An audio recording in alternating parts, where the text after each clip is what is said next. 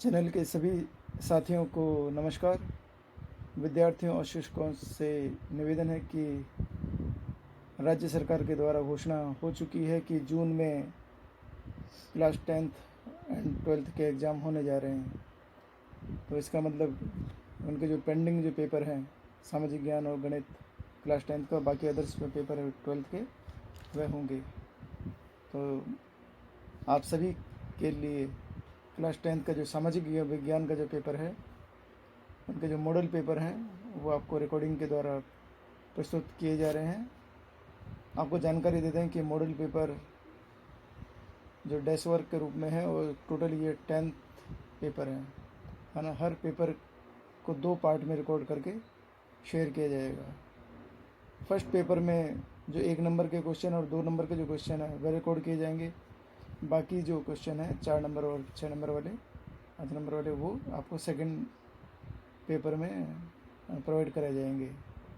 आप सभी विद्यार्थियों से और शिक्षकों से निवेदन है कि प्लीज़ इस रिकॉर्डिंग को उन विद्यार्थियों तक पहुंचाने का श्रम करें जिसको कि इसकी रिकॉर्डिंग की बेहद आवश्यकता है। साथ ही एक जानकारी और दे दूं कि इस पेपर में जो शुरू में जो गाइडलाइन होती है वह आपको केवल फर्स्ट पेपर में अवेलेबल कराई जाएगी, क्योंकि गाइडलाइन सभी की सेम है।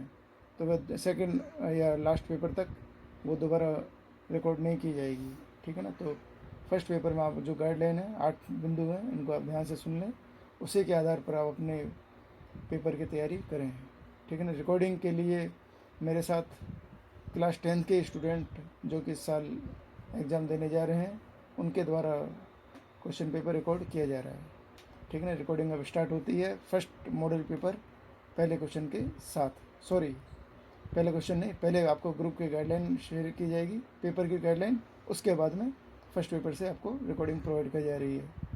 रिकॉर्डिंग अब बंटी के साथ। पेपर नंबर 1 सामाजिक विज्ञान कक्षा 10। समय 3.25 घंटे। पूर्णांक 80।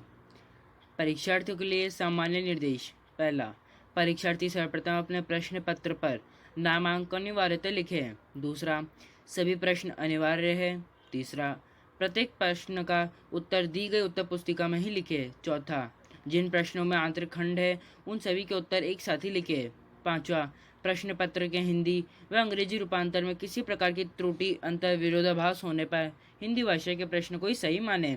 छठा, प्रश्न संख्या 1 से 10 1 नंबर के होंगे तथा उनकी उत्तर सीमा है 20 शब्द।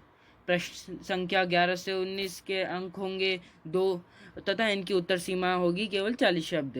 प्रश्न संख्या 20 से 26 के अंक होंगे 4 और उनकी उत्तर सीमा होगी 100 शब्द। प्रश्न संख्या 27 और 29 की अंक प्रति प्रश्न होंगे 6 और उनकी उत्तर सीमा होगी 150 शब्द। प्रश्न संख्या 28 होगा 7 नंबर का, जो कि जिसकी शब्द सीमा होगी 150 शब्द। सातवां, प्रश्न संख्या 30 मानचित्र कार्य से संबंधित है और 5 अंक का है। आठवां, प्रश्न संख्या 24, 27, 28, 29 में आंतरिक एकांतक विकल्प है। प्रश्न नंबर 1, पल्लवकालीन महाबलीपुर नगर क्यों प्रसिद्ध है? उत्तर, पल्लवकालीन महाबलीपुर नगर 5 रत्न मंदिरों के कारण प्रसिद्ध है, जिनमें चट्टानों को तराशकर मूर्तियां उत्कीर्ण की गई है। दूसरा, वर्तमान में अस्तित्व रखने वाली शेरशाह द्वारा निर्मित सर्वाधिक लंबी सड़क का नाम लिखिए। इसका उत्तर है ग्रांड ट्रंक रोड।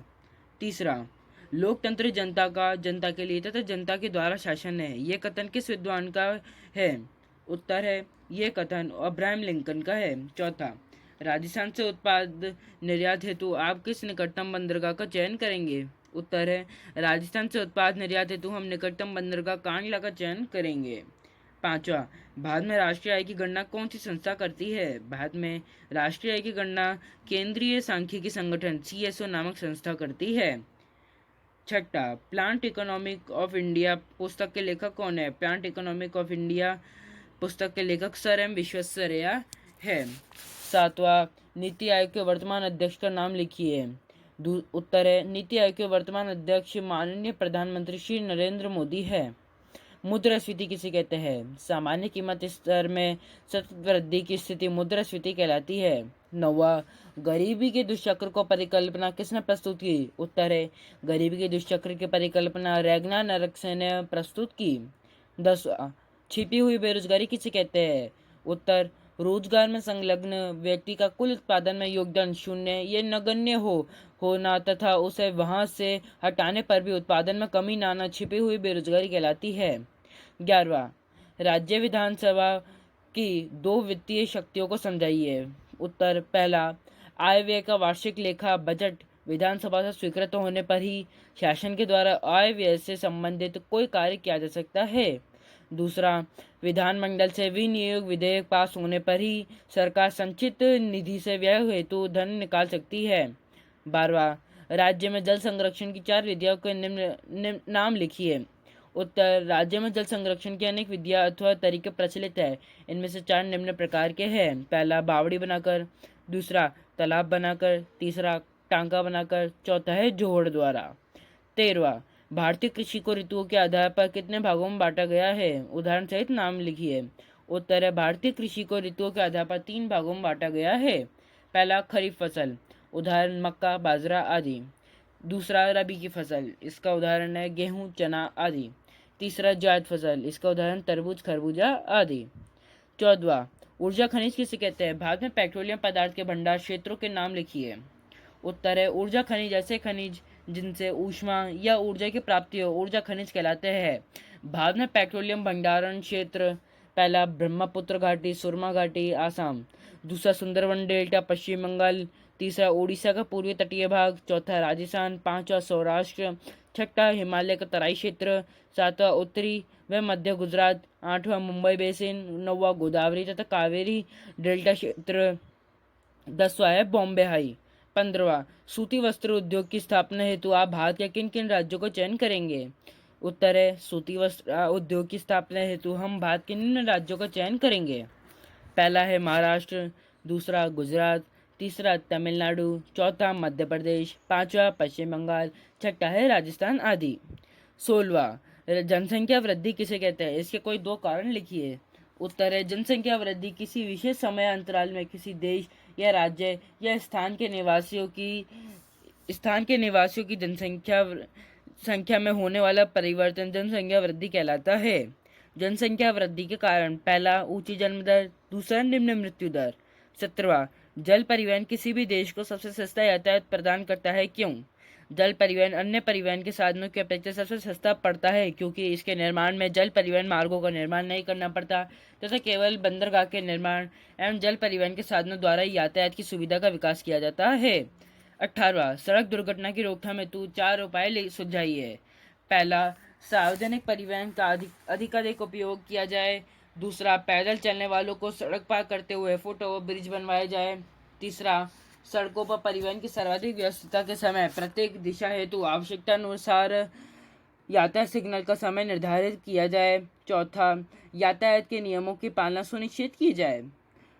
19वां, नगर पालिका अध्यक्ष के रूप में आपके द्वारा ठोस कचरा निस्तारण हेतु अपनाए जाने वाले किन 4 उपायों का उल्लेख कीजिए।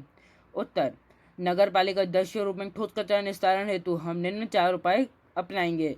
पहला, कचरा न्यूनीकरण एवं पुनः प्रयोग करना।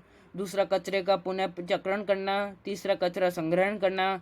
चौथा, कचरा का उपचार एवं निस्तारण करना।